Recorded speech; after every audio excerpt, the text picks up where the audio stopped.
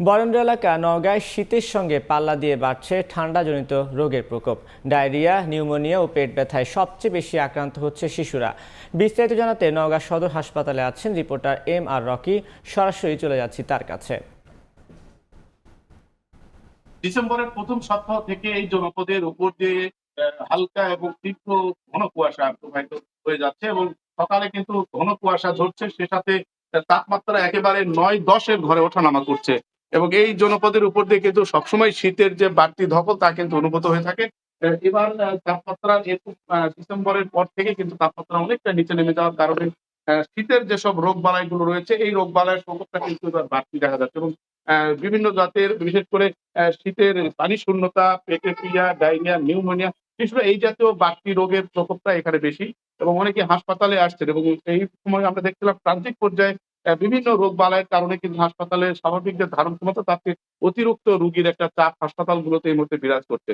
তবে চিকিৎসকরা বলছেন যেহেতু হঠাৎ একটা আবহাওয়ার ছন্দপতন হয়েছে, এই ছন্দপতনের কারণে এই মুহূর্তে এই রোগগুলো হয়ে থাকে এবং এই রোগ থেকে আসলে সুরক্ষার জন্য বাড়তি যেসব দিক নির্দেশনাগুলো তারা দিচ্ছেন তা হলো যে তীব্র শীত সকালে অনুভূত হচ্ছে। শিশু এবং বয়স্কদের এই সময়ে বের না করা এবং এই আবহাওয়া থেকে বাড়তি সুরক্ষা এবং বাড়তি যেহেতু নজর দেওয়ার কথা বলা হয়েছে এবং বাড়তি খাবারের প্রতি নিরুৎসাহী করা হচ্ছে।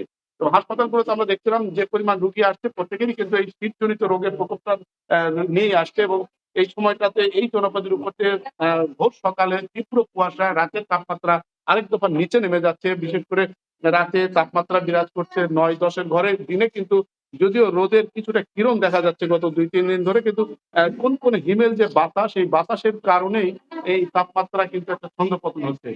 এই কারণে এই এলাকায় একটা এই মুহূর্তে শীতের যে প্রকোপ তা কিন্তু আরো বাড়বে বলছে আবহাওয়া অফিসের পক্ষ থেকে এবং এই পরিস্থিতিতে সুরক্ষার দিকেই বাড়তি জোর দিয়েছে চিকিৎসকরা এবং গ্রাম পর্যায়ে বা প্রান্তিক পর্যায়ে এই শীত নিবারণের জন্য যেসব গরম কাপড় দরকার, এই গরম কাপড়ের জন্য কিন্তু ফুটপাতের দোকানগুলোতে অনেকে ভিড় করছেন।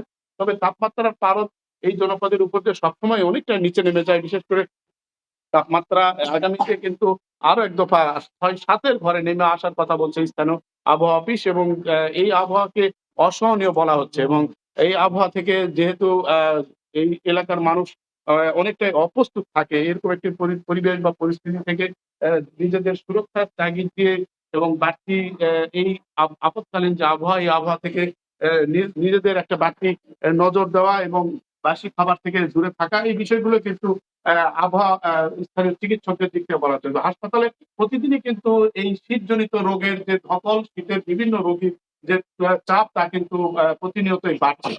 এই ছিল সার্বিক এই অঞ্চলের শীতের খবর, রোগ বালাইয়ের খবর আমার কাছে। এতক্ষণ সরাসরি যুক্ত ছিলাম নওগাঁয়।